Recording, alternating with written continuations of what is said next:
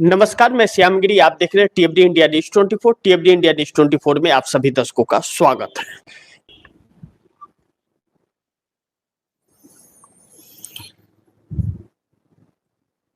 नमस्कार, मैं श्यामगिरी। आप देख रहे हैं टीएफडी इंडिया न्यूज 24। टीएफडी इंडिया न्यूज 24 में आप सभी दर्शकों का स्वागत है। इस वक्त जो देश हालात होते जा रहे हैं वह बहुत भयावह सी परिस्थिति आती हुई नजर आ रही है। इंडिया गठबंधन ने किया तैयारी, क्या तैयारी कर रहा है इंडिया गठबंधन? इंडिया गठबंधन लगातार अपनी कोशिशें जारी रखा हुआ है, लोगों तक उन हर मुद्दों को पहुंचाने का, और सरकार यह ठान के बैठी है कि हम लोगों को गुमराह करते रहेंगे। सरकार लाचार है, विवश है और सरकार के बस का नहीं है, हाथ खड़े कर चुकी है। फर्क यह है कि सरकार के पास बहुमत है। अब अपने आप तो कोई गद्दी छोड़ नहीं देगा, तो आज एक बड़ी बैठक, सर्वदलीय बैठक बुलाई जा रही है। जैसा कि मैंने कहा कि इंडिया ने किया तैयारी। 29 मार्च को नीतीश की ताजपोशी 250 सांसद इंडिया गठबंधन के पास, 250 प्लस सांसद इंडिया गठबंधन के पास। बड़ी महत्वपूर्ण है, यही इस सरकार का सरदर्द है कि इंडिया गठबंधन के जो सांसद हैं उसमें प्लस हो रहा है, लेकिन एनडीए गठबंधन के अंदर दरार आ रहा है। दरार आने का मतलब है कि वह अलग थलग होंगे तो वो 250 में प्लस होते जाएंगे। ऐसे में सरकार बहुत मुश्किलों में घिरी हुई है। प्रधानमंत्री नरेंद्र मोदी ने लोकसभा और राज्यसभा के अंदर अपने 25 मिनट के भाषण में यह कहा कि बहुत बड़े संकट से हमें सतर्कता बरतनी है, उसकी चुनौती के लिए हमें तैयार रहना है। राहुल गांधी ने क्या कहा, आप दर्शकों को मैं बताऊं तो आप दर्शक चौंकेंगे कि राहुल गांधी ने कहा सरकार ने ऑल पार्टी मीटिंग बुलाई है, लेकिन नरेंद्र मोदी ने बहुत बड़ी गलती कर दी है, बहुत नुकसान हो गया है, पूरा ढांचा उड़ा दिया है। अब बड़ी ध्यान से आप दर्शक राहुल गांधी के इस बयान को सुनिए, बड़ी महत्वपूर्ण है कि क्यों मोदी सरकार की नींद उड़ी है। राहुल गांधी कह रहे हैं कि सरकार ने ऑल पार्टी मीटिंग बुलाई है, लेकिन नरेंद्र मोदी ने बहुत बड़ी गलती कर दी है, बहुत नुकसान हो गया है, पूरा ढांचा उड़ा दिया है।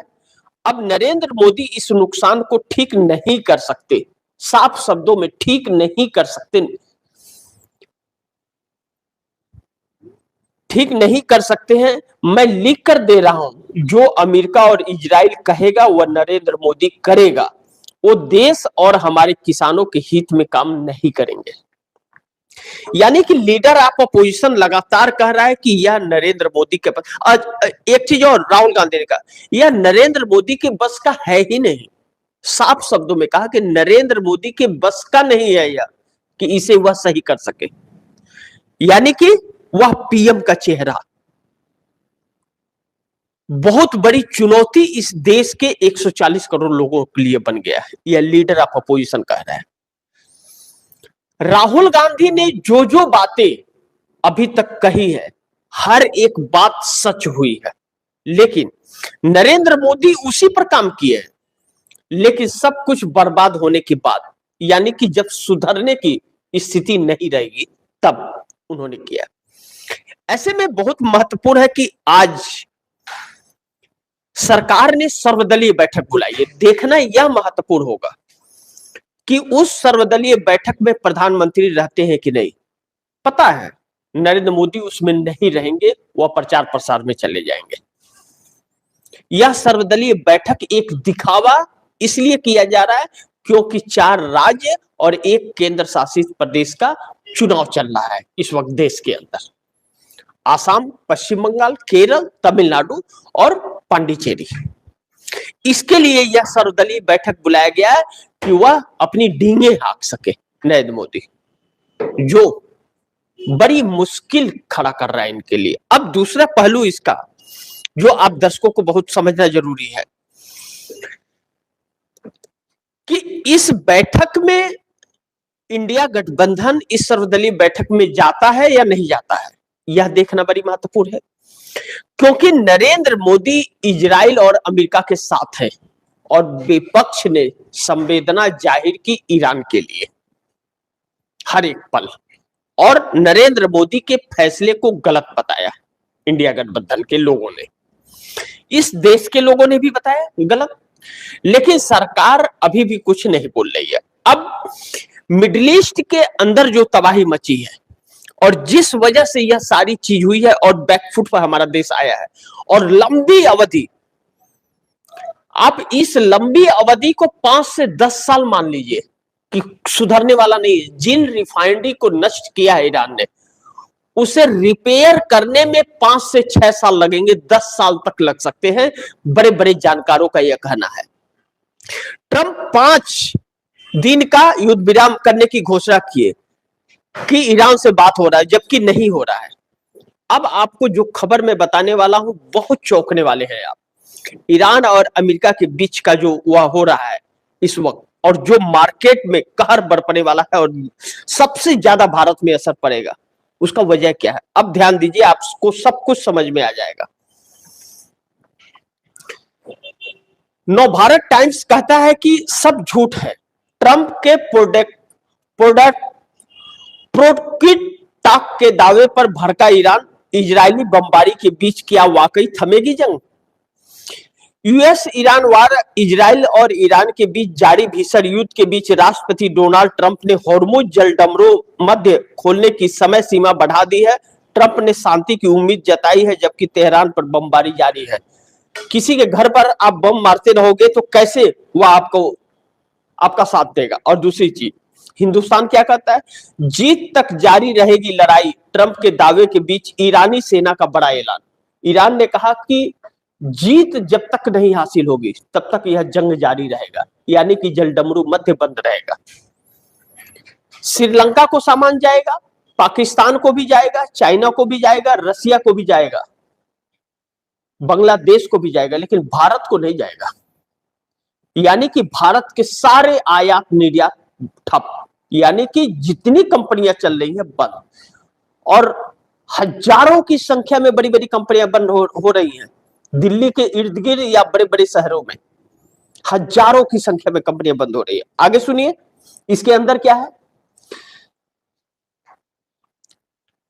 इसके अंदर द हिंदुस्तान यह कहता है कि मिडिल ईस्ट में जारी तनाव के बीच ईरान के शीर्ष सैन्य कमांडर मंगलवार को बड़ा ऐलान किया है। ईरानी सेना का कहना है कि उसकी सशस्त्र सेनाएं पूर्ण विजय हासिल होने तक लड़ाई जारी रखेगी।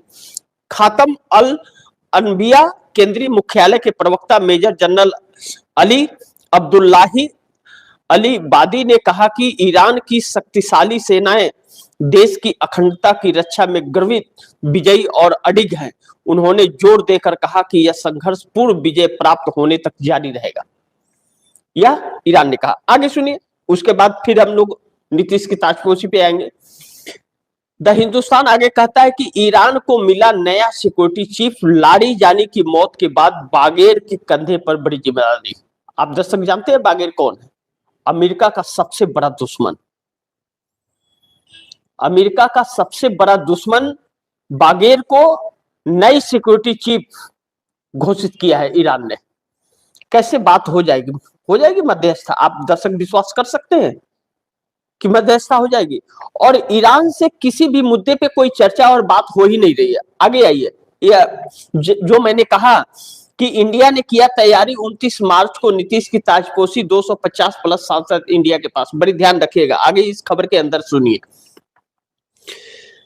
अली लारीजानी ईरान के पूर्व सर्वोच्च नेता अयातुल्लाह अली खामनेई के करीबी सलाहकार थे और इस्लामी क्रांति के प्रति समर्पित नेता के रूप में जाने जाते थे। उनकी मौत को ईरानी मीडिया में दहशत बताया गया है। बागेर जुलगदर इस्लामिक रिवोल्यूशनरी गार्ड कापर्स के पूर्व वरिष्ठ कमांडर है और लंबे समय से ईरानी सुरक्षा तंत्र से जुड़े रहे हैं। उन्होंने IRGC के उप कमांडर इन चीफ और उप समन्वयक के रूप में भूमिका निभाई है। इसके अलावा वे 2005-2007 के दौरान आंतरिक मंत्रालय में सुरक्षा मामलों के उप मंत्री भी रह चुके हैं। आगे, वे कट्टरपंथी विचारधारा के समर्थक हैं और विदेशी खतरों के खिलाफ सख्त रुख रखते हैं। ध्यान रखिएगा, विदेशी खतरों के खिलाफ सख्त रुख रखते हैं। जो उनसे दुश्मनी करता है उसके खिलाफ बहुत सख्त रवैया होता है, नरम रवैया नहीं अपनाते। इस बदलाव से ईरान की परमाणु कार्यक्रम, क्षेत्रीय नीति और रक्षा रणनीति पर असर पड़ सकता है। पश्चिम एशिया में बढ़ते संघर्ष के बीच यह नियुक्ति तेहरान को स्थिरता देने का संकेत है। जुल्गदर की पृष्ठभूमि IRGC से होने के कारण वे सैन्य अभियानों और खुफिया जानकारी में माहिर माने जाते हैं। ईरानी अधिकारियों का मानना है कि नई स्थिरता देने का संकेत है। जुल्गदर की पृष्ठभूमि GRCI से होने के कारण वे सैन्य अभियानों और खुफिया जानकारी के माहिर माने जाते हैं। ईरानी अधिकारियों का मानना है कि नई नेतृत्व व्यवस्था से देश की सुरक्षा और एकता बनी रहेगी। ईरान इजराइल संघर्ष में यह घटनाक्रम अहम है क्योंकि लारीजानी की मौत के बाद कई अन्य वरिष्ठ कमांडर भी मारे गए हैं।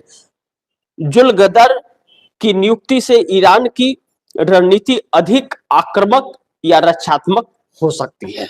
अब सोचिए, यह जो खबर मैंने बताई, यह सच्चाई निकल करके ईरान से आ गई, यानी कि ईरान समझौता नहीं करने वाला है, आर पार की जंग है उसकी। अब ऐसे में हम इस मूल मुद्दे पर आ जाते हैं, जो प्रधानमंत्री कहा कि बहुत ही भयावह परिस्थिति होने वाली है, उससे, उन संकटों से निपटने के लिए हम सबको तैयार रहना चाहिए। उसी के लिए सर्वदलीय बैठक बुलाई गई। अब ध्यान रखिए कि इंडिया गठबंधन के तरफ से राहुल गांधी ने क्या कहा कि नरेंद्र मोदी का बस का नहीं है। यह मोदी भी जानते हैं कि उनके बस का नहीं है। अभी भी यह अमेरिका का साथ नहीं छोड़ सकते। और दूसरी चीज, 5000 कमांडोस अमेरिका के निकल पड़े हैं ईरान के ऊपर हमले करने के लिए, और भारत से स्थान सब कुछ लेने की खबरें PMO में आ चुकी है। जो ट्रंप ने फोन किया था मोदी को, इसी सिलसिले में किया था, ऐसा जानकारों का कहना है। अब इस बात को छिपाया जा रहा है और आज सर्वदलीय बैठक दिखावा के लिए बुलाया जा रहा है। अब ऐसे में इंडिया गठबंधन के प्लान जो है उससे मोदी घबराने लगे हैं। मोदी पूरी तरह से उससे घबराने लगे हैं और NDA गठबंधन में दरार पड़ने लगा है, क्योंकि अब जितना यह तूल पकड़ेगा यह युद्ध, उतना ही NDA गठबंधन के लोग अलग थलग होंगे मोदी से, क्योंकि इनके जानबूझ के बुलाई गई मुसीबतों में वह शामिल नहीं होंगे। चंद्रबाबू नायडू जैसे लोग, बार बार इन बातों को मैं कर रहा हूं, जिस दिन उन्होंने झटका दिया उस दिन इनकी नसें खुल जाएंगी। तो अब एक तरफ इंडिया गठबंधन आज जो तैयारी कर रहा है सर्वदलीय बैठक के लिए सवाल जवाब का, उस सवाल का कोई जवाब नहीं मिलेगा, यह भी इंडिया गठबंधन जानता है। और नरेंद्र मोदी उस बैठक में नहीं होंगे, यह भी जानता है। और इस बैठक का फायदा उठाना चाह रहे हैं चुनाव में, यह भी इंडिया गठबंधन जानता है और भाजपा भी जानती है। ऐसे में राहुल गांधी का यह बयान बहुत ही मोदी को परेशान कर रहा है कि मोदी के बस का यह नहीं है और इनसे कुछ भी नहीं होने वाला है और तबाही की शुरुआत हो चली है।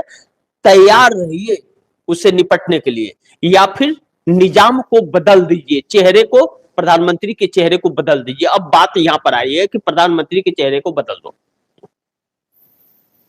और नहीं तो NDA गठबंधन का दरार इस सरकार को गिराएगा। वह क्या होगा यह वक्त बताएगा। इंडिया गठबंधन अपनी तैयारी में है, 250 प्लस सांसदों के साथ है, इस वक्त तैयार है, और उसके सांसद लगातार बढ़ते जा रहे हैं। इंडिया गठबंधन में जुड़ाव होता जा रहा है और NDA में फूट पड़ने की संभावनाएं प्रबल होती जा रही है। अब ऐसे में 3 अहम सवाल हैं जिस पर हम लोग को चर्चा करके समझना बहुत जरूरी है। नंबर 1, आज सर्वदलीय बैठक से पहले राहुल गांधी के बयान से घबराने लगे मोदी। मोदी के बस की बात नहीं, यह राहुल गांधी ने बयान दिया। राहुल गांधी के उस बयान को मैं आप दर्शकों को फिर से सुनाना चाहूंगा, जो बहुत ही महत्वपूर्ण है और आप दर्शकों को सुनना चाहिए। राहुल गांधी ने कहा, सरकार ने ऑल पार्टी मीटिंग बुलाई है, लेकिन नरेंद्र मोदी ने बहुत बड़ी गलती कर दी है। यह गलती क्या है? यह गलती है कि इजराइल जाना और मदरलैंड फादरलैंड का बात करना और यह कहना कि हम आपके साथ हैं। और इस युद्ध में 25 दिन गुजरने के बाद भी मोदी इजराइल और अमेरिका के साथ खड़े हैं, जबकि अच्छे अच्छे देशों ने अमेरिका का साथ छोड़ दिया। लेकिन Narendra Modi good actors, America सही कहता है, गुड एक्टर। और अब नरेंद्र मोदी एक नई मुसीबत में देश को डालने जा रहे हैं कि अगर 5000 कमांडोस जो अमेरिका के आ रहे हैं उन्होंने हमला कर दिया तो भारत पर हमला निश्चित है। फिर भारत में तबाही और भी तबाही निश्चित है और इसका गुनाहगार यही व्यक्ति होगा। तो ऐसे में राहुल गांधी कह रहे हैं कि सरकार ने ऑल पार्टी मीटिंग बुलाई है, लेकिन नरेंद्र मोदी ने बहुत बड़ी गलती कर दी है और गलती करते भी जा रहे हैं। बहुत नुकसान हो गया है, पूरा ढांचा उड़ा दिया। अर्थव्यवस्था की जो ढांचा थी, आप दर्शकों को मैंने कल के प्रोग्राम में कहा था कि 50 लाख करोड़ रुपया से अधिक शेयर मार्केट डूब गया। एक साल का बजट ही 53,30,000 करोड़ का है। एक साल का बजट 23 दिन में उड़ गया। तो आप भरपाई कहां से करोगे? और दूसरा, अब नरेंद्र मोदी इस नुकसान को ठीक नहीं कर सकते हैं।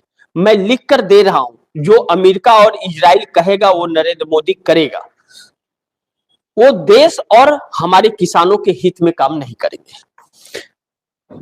अब इस तरफ इशारा है कि अपने कमांडोस के लिए अगर जगह मांगेगा अमेरिका तो नरेंद्र मोदी देंगे, ना नहीं कर पाएंगे क्योंकि गुड एक्टर है। और दूसरा, उसके बाद जो तबाही मचेगी, उसके बाद अमेरिका के भी खासे नुकसान हुए, मिडिल ईस्ट के भी हुए। तो मिडिल ईस्ट से तो अमेरिका को कोई लेना देने, उसका तो पैसे बोलता है, उसका यहां से पैसे निकल रहे हैं तो साथ है, नहीं पैसे निकल रहे हैं तो छोड़ देगा। अब जब नुकसान काफी अमेरिका को हुआ तो यह युद्ध अगर रुक जाता है या कंप्रोमाइज हो जाता है तो अमेरिका भारत के ऊपर रेवेन्यू इकट्ठा करने के लिए और भी प्रेशर डालेगा। और उससे मोदी अभी ट्रेड डील किए हैं और बाकी क्या क्या डील करेंगे आप सोच भी नहीं सकते। जिस 1000 करोड़ के जेट को ईरान ने 2 लाख के ड्रोन से मार गिराया, उस 1000 करोड़ के जेट को भी यह खरीद सकते हैं जो किसी काम का नहीं है, जो अमेरिका बोले करेगा राहुल गांधी कहे अनुसार। तो यानी कि इस बैठक का महत्वपूर्ण बिंदु है कि राहुल गांधी ने पहले ही मान लिया कि इस बैठक का कोई मतलब नहीं है, नरेंद्र मोदी के बस का यह नहीं है। और यही चीज 100% सच है। अब आते हैं नंबर 2 पॉइंट्स पर।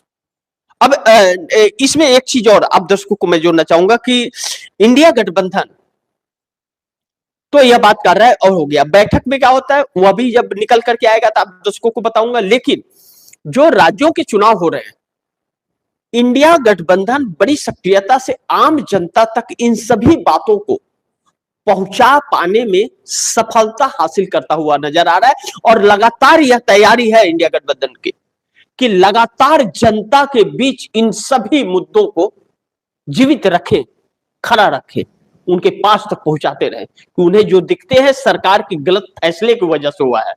कंपनियां बंद हो रही है, लोग जो घर वापस आ रहे हैं, या छोटे छोटे गैस जो है 400 रुपया 300 रुपया किलो पे भरा रहे हैं और उसके बावजूद भी नहीं मिल रहा है, वो उसकी जिम्मेदार सरकार है। और सरकार अभी भी झूठ बोल रही है कि हर चीज पर्याप्त है, कुछ भी नहीं है। आज ना आए तो आज नहीं, हर एक दिन आएगा तो देश को मिलेगा, नहीं तो नहीं मिलेगा। और लंबी अवधि तक ईरान भारत के लिए कुछ भी खोलने वाला नहीं है। अब आते हैं नंबर 2 पॉइंट्स पर। नीतीश की ताजपोशी 29 मार्च को एनडीए में पड़ी दरार। अब आज सुबह एक खबर आई कि नीतीश इस्तीफा नहीं देंगे सीएम पद से। समझ ही नहीं आ रहा है। कभी हो रहा है कि सम्राट चौधरी बनेंगे सीएम, कभी हो रहा है कि नीतीश कुमार ही रहेंगे सीएम, कभी हो रहा है कि निशांत कुमार बनेंगे सीएम, कभी कभी चिराग पासवान के भी मन की बात हो जाती है, उनको भी ताज पहनाने की बात हो जाती है। लेकिन जैसा कल के ही प्रोग्राम में मैंने कहा था, दो तीन चीजें बड़ी अहम है। पहला, नीतीश कुमार एमएलसी हैं, अब राज्यसभा सांसद बन गए हैं तो एमएलसी पद से इस्तीफा, और राज्यसभा आना है तो मुख्यमंत्री पद से इस्तीफा। तो सीएम होगा कौन?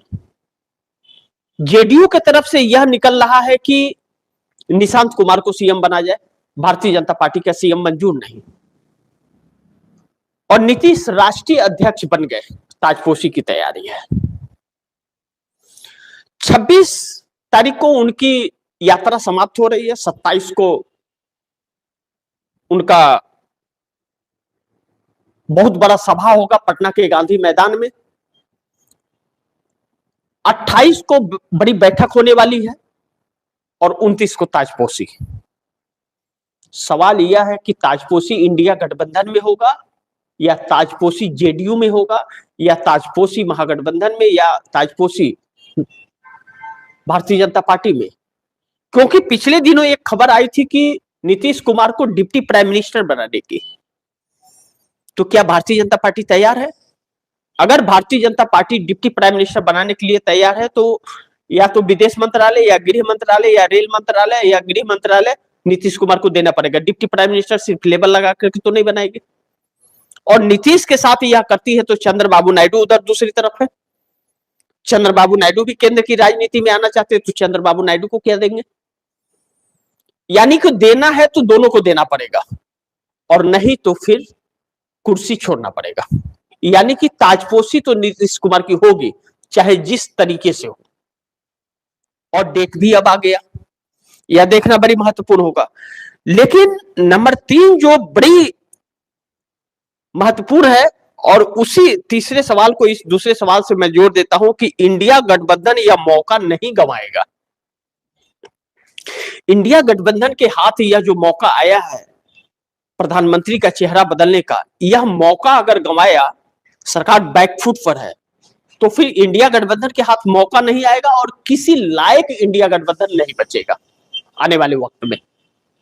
क्योंकि एनडीए में दरार बहुत भारी पड़ रही है। एकनाथ शिंदे के साथ भी कल बहुत अजीबोगरीब भारतीय जनता पार्टी के साथ घटना घटी है, जिसका जिक्र अगले कार्यक्रम में मैं करूंगा।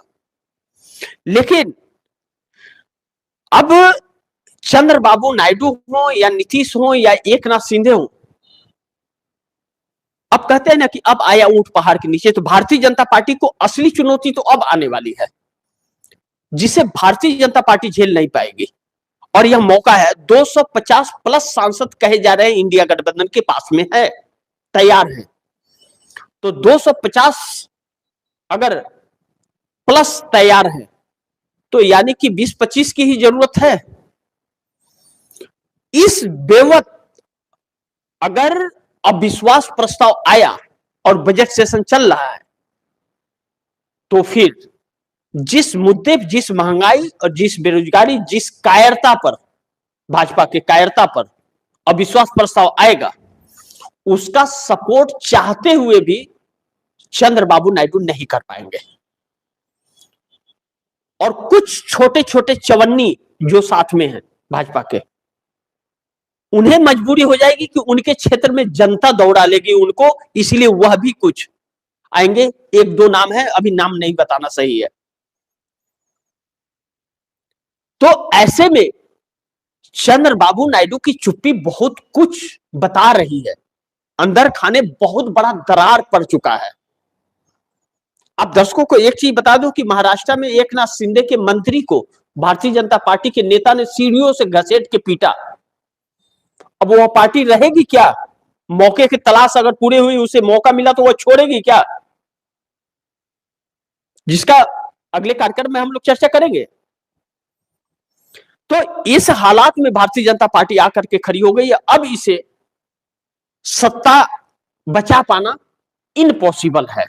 बाकी देखते हैं क्या है, जिसे कहते हैं कि राजनीति में सब कुछ जायज है, लेकिन बात जायज और नाजायज की बाद में है, सत्ता और विपक्ष की बात बाद में। पहले इस देश के जो हालात हो गए हैं, और यह हालात आए नहीं हैं, इस हालात को लाया गया है और हमारे देश के कमजोर कायर प्रधानमंत्री के द्वारा।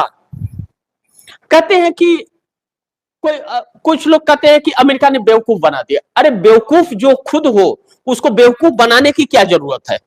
सोचिए, बेवकूफ तो उसे बनाया जाता है जो चालाक हो। अब बेवकूफ को बेवकूफ क्या बनाना जो पहले से बेवकूफ है? ऐसा लोग कहते हुए अब नजर आ रहे हैं। ऐसे राजनीतिक विशेषज्ञ, वरिष्ठ पत्रकार, आम जनता भी यह कहती हुई नजर आ रही है, और कुछ नेता भी कहते हुए नजर आ रहे हैं।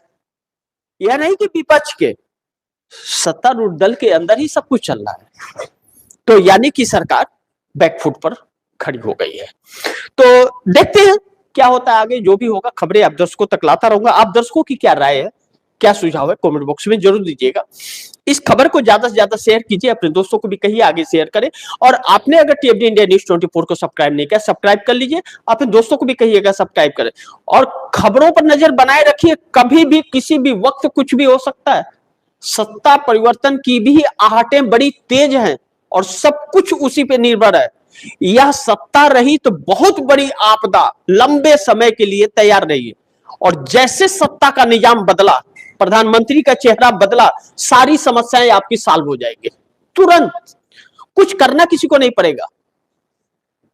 गलत को गलत और सही को सही जैसे स्टेटमेंट आएगा, सारे सिप आयात निर्यात भारत के चालू हो जाएंगे। और यही हिम्मत नरेंद्र मोदी के अंदर नहीं है, और इसी पर राहुल गांधी और इंडिया गठबंधन कह रहा है मोदी के बस का नहीं। बाकी आप दर्शक क्या सोचते हैं, आप दर्शकों की क्या राय है, कमेंट बॉक्स में दीजिएगा। इस खबर को ज्यादा से ज्यादा शेयर कीजिए, अपने दोस्तों को भी कहिए आगे शेयर करें। आपने अगर टीएफडी इंडिया न्यूज 24 को सब्सक्राइब नहीं किया, सब्सक्राइब कर लीजिए, अपने दोस्तों को भी कहिएगा सब्सक्राइब करें। मिलते हैं अगली खबर के साथ, तब तक के लिए नमस्कार।